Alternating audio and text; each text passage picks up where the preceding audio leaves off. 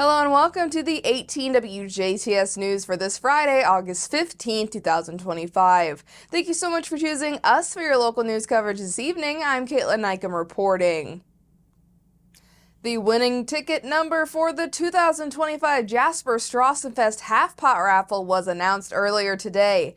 This year's winning number is A6129635. Again, that's A6129635. The final half pot total reached $155,800. The holder of the winning ticket is asked to contact the Jasper Chamber of Commerce to claim the prize. Winners can call the chamber at 812-482-6866 or email chamber@jasperin.org with their contact information. Congratulations to that very lucky winner. The special meeting of the Jasper City Council took place last night on August 14th and saw an influx of attendees that filled the entirety of the Jasper Council chambers and the majority of the Pfaffenweiler room located in the basement of Jasper City Hall.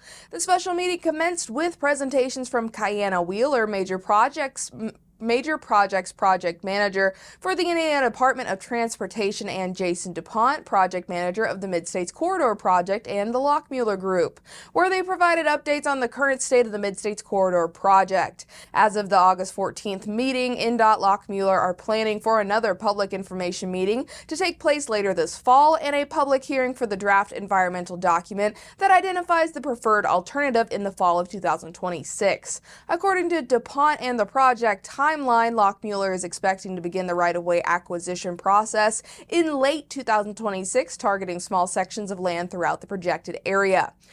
Concerns were shared by Councilman Kevin Manley to INDOT and Lockmuller regarding the future of US 231 if the state were to take on this new project and hand off existing US 231 to local government municipalities. In Jasper, 231 is probably the worst road in the entire city that we have. They've patched it up so many times on top of Reeder's Hill. They do a 20-foot section, and they do the next one the next year, and it's been a total fiasco.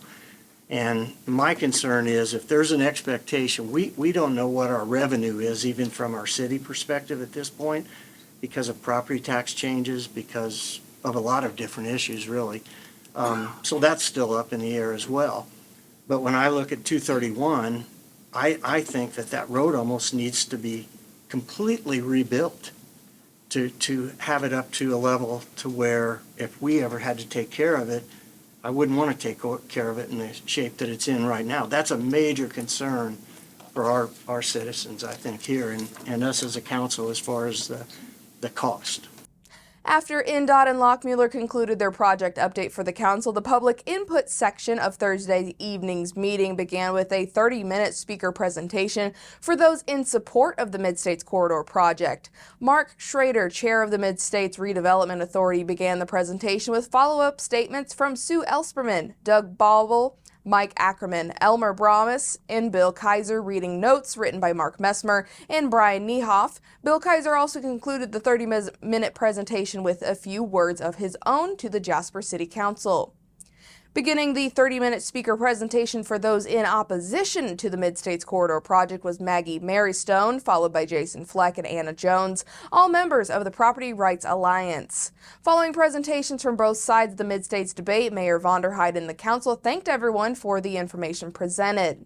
This special meeting of the Jasper City Council, including full-length presentations from INDOT and Lockmuller, those in support of the Mid-States Corridor project and those in opposition to the Mid-States Corridor project, will be available to watch on 18 WJTS TV this coming Sunday morning at approximately 9 a.m. Eastern.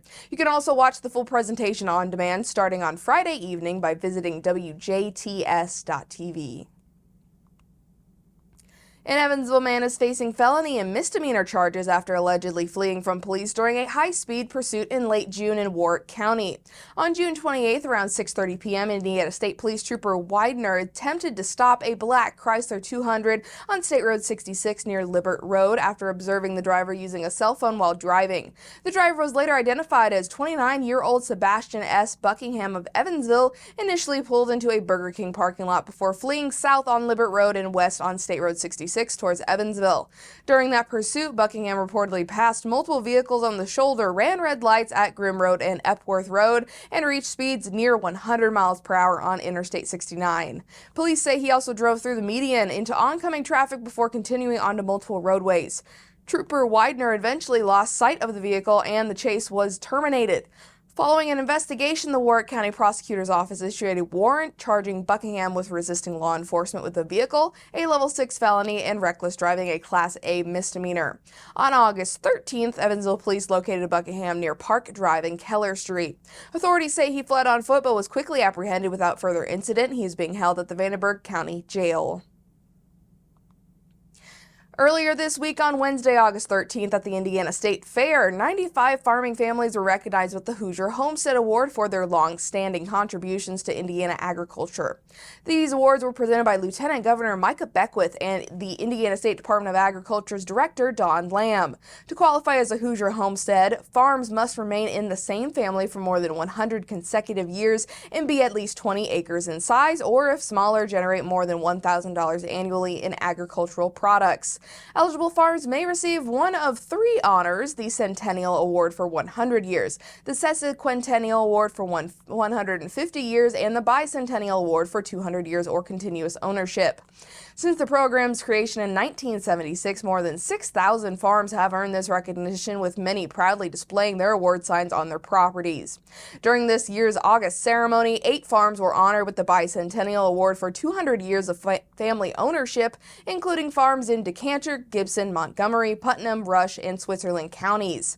Local area farms honored during the summer 2025 ceremony were the Furman family, established in 1909, the Centennial Award from Davies County, Indiana. From Dubois County, the Hoaxang family, that was established in 1905, received the Centennial Award.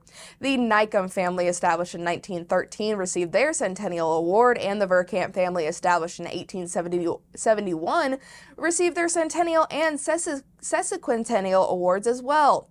In Perry County, the Epple family, established in 1907, received their Centennial Award. The Hannelo, Borgsteig, LaGrange families, established in 1858, received both the Centennial and Sesquicentennial Awards.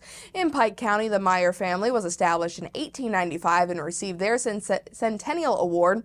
And in Spencer County, the Herm family, established in 1915, received their Centennial Award. The Hoosier Homestead Award program continues to honor the dedication, perseverance, and generational commitment that defines Indiana's farming heritage. Springs Valley Bank and Trust Corporation, the parent company of Springs Valley Bank and Trust Company, recently announced their 2025 second quarter unaudited earnings of $2.14 million, or $1.94 earnings per share, a 25.16% increase over the same prior year period earnings on their per share basis. The second quarter 2025 performance translates to a return on average assets of 1.34% compared to the same year prior period of 1.12%. SVB&T Corporation also announced that its board of directors declared a quarterly dividend of $0.23 per share of the corporation's common stock. The quarterly dividend is payable on or about October 15th of this year to shareholders of record as the close of business on September 15th. The dividend declared is a 15% annualized increase over the total dividend declared for the 2024 fiscal year. To read this full report, you can visit our website over on WJTS.tv. Building Community 2025 will host a discussion on U.S. national security and foreign policy on Thursday, August 21st from 6:30 to 8:30 p.m. Eastern at St. Benedict's Brewworks in Ferdinand. The discussion is part of the group's Teach-Ins 2025 series and will be led by U.S. Navy veteran John Stalker and U.S. Army veteran Joe Hall. Local musician Chris Dixon will perform from 6 to 6:30 p.m. Attendees are encouraged to bring lawn chairs or blankets. In case of inclement weather, the event will move into the Monastery Event Hall next door. The program will explore pressing questions surrounding the role of the U.S. military in light of recent global conflicts, domestic deployments, and the pending FY 2026 Defense Appropriation Bill. Topics will include the effectiveness of increased defense spending, evolving warfare strategies, and lessons learned from recent international conflicts. Veterans in attendance will also be invited to share their personal experiences. Teach-Ins 2025 is a nonpartisan series designed to promote informed, respectful discussion on current issues. Previous topics have included immigration, tariffs, race relations, and environmental health. Upcoming sessions will cover challenges facing public education and Medicaid and the Affordable Care Act. Building Community 2025 is a local grassroots group dedicated to fostering conversation, understanding, and connection within rural southwestern Indiana. For details, you can contact Leanne Burke by phone at 219-405-3933 or Patty Rue by phone at 812-639-7615. And that is your Friday news right here on 18 WJTS. Next up is your weather forecast.